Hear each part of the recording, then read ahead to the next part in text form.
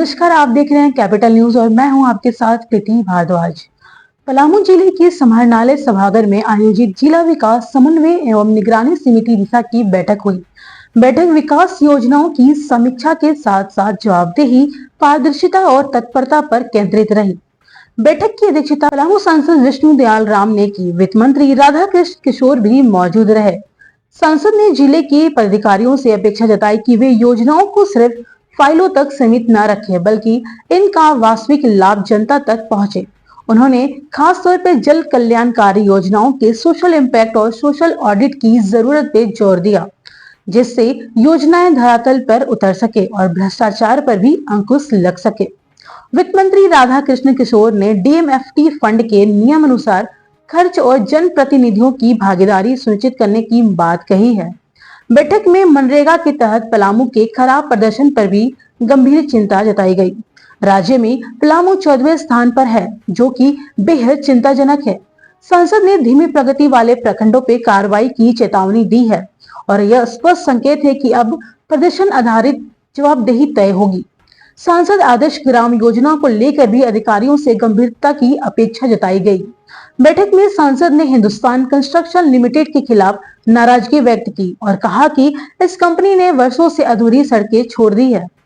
पूरे मामले पे मंत्री राधा कृष्ण किशोर ने कहा कि हिंदुस्तान कंस्ट्रक्शन लिमिटेड की पूरी रिपोर्ट तैयार कर संबंधित विभाग के सचिव को भेजे। पूरे राज्य में इस कंपनी को काम नहीं दिए जाने की कार्रवाई की जाएगी। इसी के साथ अवैध खनन, परिवहन और भंडारण पर भी कार्रवाई की बात भी सामने आई। क्रशर प्लांटों की जीएसटी अनुपालन पे कड़ी निगरानी होगी, जिससे टैक्स चोरी जैसी गंभीर समस्याओं पर भी जिला स्तर पर कार्रवाई होगी। प्रधानमंत्री आवास, अभुआ आवास और अम्बेडकर आवास जैसी योजनाओं के पारदर्शी आवंटन पर विशेष निर्देश दिए गए। दिशा की बैठक में एनएचएआई से जुड़ी समस्याएं भी सामने आई हैं, खासकर मुआवजे में हो रही अनियमितताओं को लेकर रैयतों को उनकी जमीन का उचित मुआवजा मिले। इसके लिए भू अर्जन और एनएचएआई पदाधिकारियों को समन्वय से कार्य करने को कहा गया। सांसद ने जानकारी दी है कि केंद्र सरकार की योजना के तहत पलामू में ड्राइविंग ट्रेनिंग स्कूल खोलने के लिए पत्र प्राप्त हुआ है।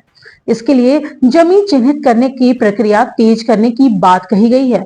पलामू में दिशा की यह बैठक केवल योजनाओं की समीक्षा नहीं, बल्कि जिले के विकास को जवाबदेही और पारदर्शिता से जोड़ने की दिशा में एक ठोस प्रयास रही। यदि सांसद, मंत्री, विधायक और अधिकारीगण इसी भावना से कार्य करे तो वो दिन दूर नहीं जब पलामू आकांक्षी जिला की छवि से निकलकर आदर्श जिला की श्रेणी में खड़ा होगा। दिशा की मीटिंग में आज जो परफॉर्मा था वो नए प्रकार का था।